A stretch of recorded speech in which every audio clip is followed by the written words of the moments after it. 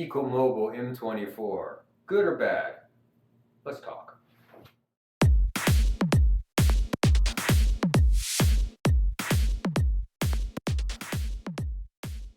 I've had some fun on this board. I've had good times and I've had bad times on this board. It's kind of a love-hate relationship. I think about getting rid of it, and then I'm like, no, I can't get rid of it. I like it. And then I'm like, but it doesn't do what I want it to do.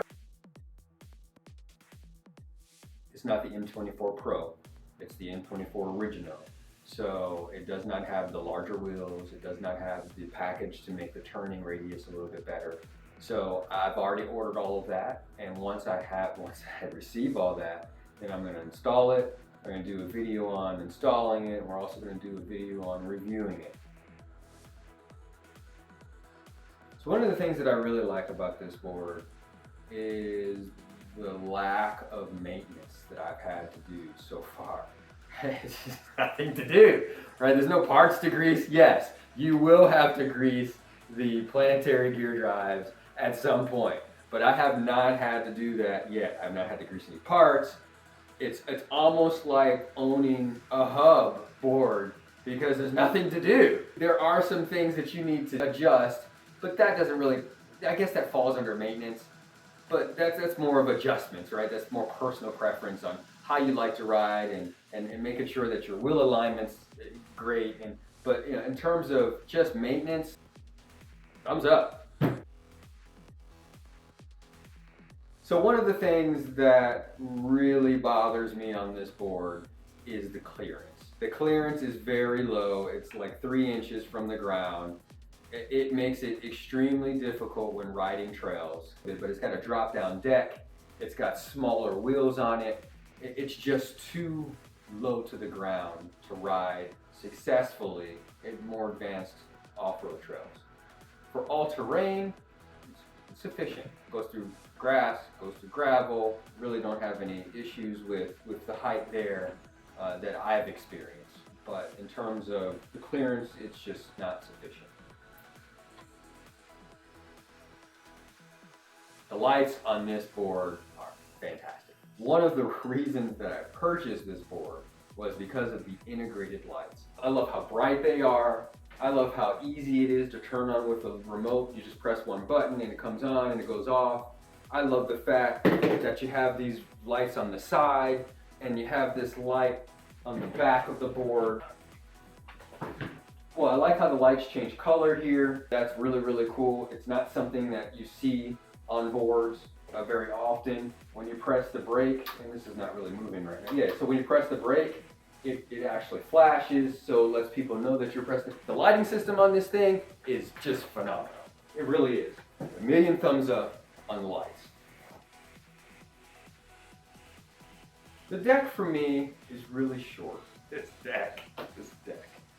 It's got a nice concave.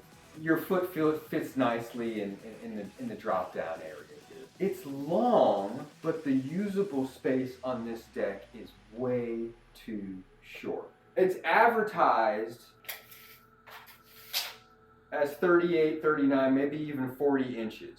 Okay, to me, I want to say it's false advertisement because the deck technically is 40 inches long, but the usable space of the deck, you can't put your feet up here and use it.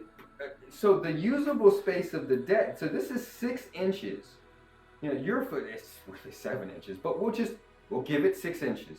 Let's say 6 inches on this side and 6 inches on this side. That's 12 inches of unusable space on this deck.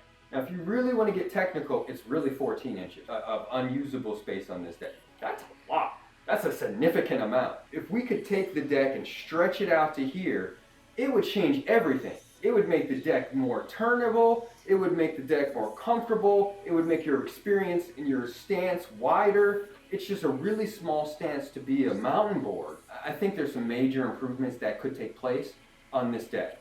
Like I said, the concave's nice. It's pretty comfortable. It's just that stance is really low and it's really, really short. So I don't know if it's possible to swap the deck out. That would be great. The drop on the deck, yes, that makes sense on some boards, especially if you're on a long board, downhilling or something like that. That's where it's great, because you want to be as low to the ground as possible. You want to make sure there's no wind resistance, all that. But on a mountain board, no. You need to be higher. You need to have as much space. Better if it was wider as well. The deck could use some improvement. I love the fact that Ecomobl included bindings with the board without having to go out and purchase additional bindings. I installed bindings on this board and I used them for a while, and for me, it was dangerous. But if you do jump, and I have seen people jump with this board, and you're able to handle that, then yes, go for the bindings. It's great they included it. This is definitely a plus. Are they the best bindings in the world? Absolutely not, but they were included with the product, which is a great benefit. I like the way the remote feels in your hand. It's nice and small. Even though it's really small screen, somehow they've made it so you can read the data on the screen, so that it's nice and easy to change all of the options. In terms of lights, all you gotta do is press the button and hold it and it turns on the lights, so that's nice. Changing it from Pro or any of that, it's fairly simple. You just press one button. It's a good remote. Some bad things about the remote. My remote drains quicker than the battery on the board drains. I could have 2 bars left on the board and the remote is gone. It's just done. There was a situation where I was riding trails and the remote died. It's like, and the board had plenty of power left. The beauty of that is I was able to plug up a portable battery, one of those little small batteries, that's just the size of a battery. I was able to plug the remote into that battery and charge the remote while powering the remote on. So that was a great benefit. Thank you for being able to do that, because if I wasn't able to do that, I would have been stranded. I would have dragged this freaking thing all the way back to the car, and I would not have been happy about it. The battery drains in this all the time quicker than the board does. It's very annoying. It shouldn't happen. It doesn't happen on any other board that I've ridden. I've had a lot of boards, even though all my cubby holes aren't filled right now because I keep giving boards away. But the remote should never drain before the battery's on the board. I'm just going to be honest with you. The tires don't have enough tread on them. They're super slippery. On gravel, on mud, in the dirt, it's just the traction on them it's just not good enough. Not to be a mountain board. On the street, it operates pretty good. And I think that's because of the smooth texture here, but that's not a mountain board tractor type of wheel.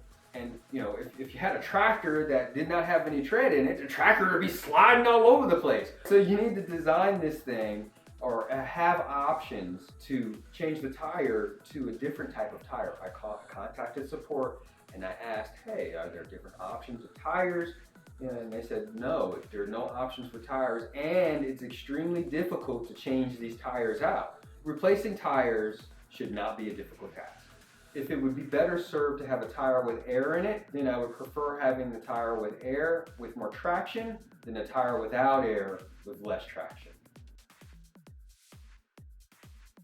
The motors and gears on this board, pretty interesting. The planetary drives, it's kind of cool, right? I enjoy it. I like not having to worry about separate motors and separate gears, and you got to take care of both, and it's an interesting concept. I have not had to maintain them yet, which is nice. I have not had to put grease in them yet. I know that is coming. It has a lot of torque, much more torque than your belt-driven drive. So that's a great benefit, especially if you're going up a hill. It's also easy to clean. Issues that I've run into on this board, and some of those issues are highlighted in my videos. But here on the steering rod, just normal riding through trails, the steering rod was just coming out. They're just riding over normal roots and normal rocks, and it came out like 3 times in one session. And it was extremely annoying and extremely dangerous. I fell off the board. That should never happen. This is not a comparison video, but it's never happened on my Cycle Eagle Propel, but the design is different on that board than it is on this board. So that's why I say this might be a design flaw, or perhaps a opportunity to make a better design. If anybody else is having that issue, what I've done to fix this is I've used Vibertype. This is a thread locker. This is Vibertype Red. It's the 135. I took all of these screws out and moved these steering rods, and I squirted a whole bunch of this inside and then reattached the screw. Ever since I used this Vibertype, I have not had the problem of the steering arms coming out again. I shouldn't have to do this. When I took out these screws, they didn't have any thread locker on them at all. They were just bone dry. If there's a risk, any risk for this coming out, thread locker should already be installed from the factory at this price point. It's got some weird bouncy feel when I'm riding it. I don't know what that's about. I've adjusted the springs here to decrease that bounciness, but then it's really harsh. So it's really hard to get a good balance of absorption without bounciness. It almost feels like I'm riding on airbag. It's just uncomfortable. It's uncomfortable because it feels unstable. I wanted to replace the springs and get I think it was the blue springs.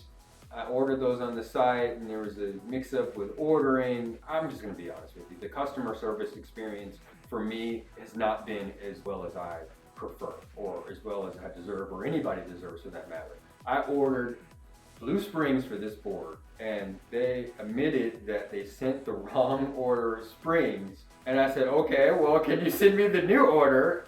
And it was kind of almost like I was talking in a different language or something. They replied back and they said, well, the blue springs are not as safe as the other springs. I don't care if they're as safe. I'm ordering those springs for a specific reason. I paid for those springs. I want those springs, right? So I'm a little disappointed with that. I never got my springs. I even offered to return the green springs that they sent me so I could get the springs that I paid for. I want my springs. So hopefully somebody sees this and sends me my springs. I shouldn't have to pay for another order of springs. But on the flip side, I ordered some other parts, and the customer service has been great. They're like, oh, we're gonna send you another t-shirt. So I don't know if the customer service is just having a bad day. I don't know what was happening. I know I'm gonna upgrade the board, but I'd like to see if that is gonna offer a little bit of relief on turning than I have right now. The battery is not flush with here. So if you're coming over a rock and it hits this battery, it potentially could take this battery off the board. So if we had a bash guard that came over and covered this bottom area here, going over rocks or things like that, it would just slide over. Yes, the bash guard would get bashed up so your battery doesn't get bashed up. Just to protect the case, to protect your product, I think bash guards would be a great upgrade for this board. It would be nice if we had a carbon fiber deck. It would make it lighter, and it would also make it easier to clean. On a carbon fiber deck, you could just rinse it off and be done. On a wood deck, eventually wood rots and it goes bad. Carbon fiber doesn't. Is carbon fiber a little bit more expensive? Yes, but it's definitely lighter, and I think it would definitely offer a better performance and better experience to the riders. I am really looking forward to upgrading this to the Pro model with the larger wheels and with the better steering for tighter turns. If it can perform like some of the other boards that I have, if it can perform like a true mountain board with the integrated lights, I think it could be a really strong product. I enjoy riding this as an all-terrain board much better than riding it as a mountain board. It handles the grass super smooth. I don't seem to have any problems with going uphill on this board at all. It's got a lot of torque on it. I've enjoyed it. It was my first off-road mountain board, all-terrain board that I purchased. I love the lights. It's just all works. I love the fact that the lights light up when you're stopping and it changes color, and the blue light on the side, it's awesome. For the great things that are going on this board, there are some great opportunities for great improvement for this to be an outstanding outstanding product. It can be done. There's just some, again, like I said earlier, some refinement that needs to be done. So other than that, listen guys, this has been fun again. I will have the second part of this review, if you will, available once I get this upgraded to the Pro version, and then we'll talk about the experiences and I'll show some video on that and the differences between the regular version and the Pro version, and if you should upgrade or not. So look for that. As always, please check my videos out. I hope you enjoy them. I enjoy making them for my viewers and definitely my subscribers. Thanks for watching. I appreciate it. Like and subscribe if you like. But for now, we'll see you later. Bye.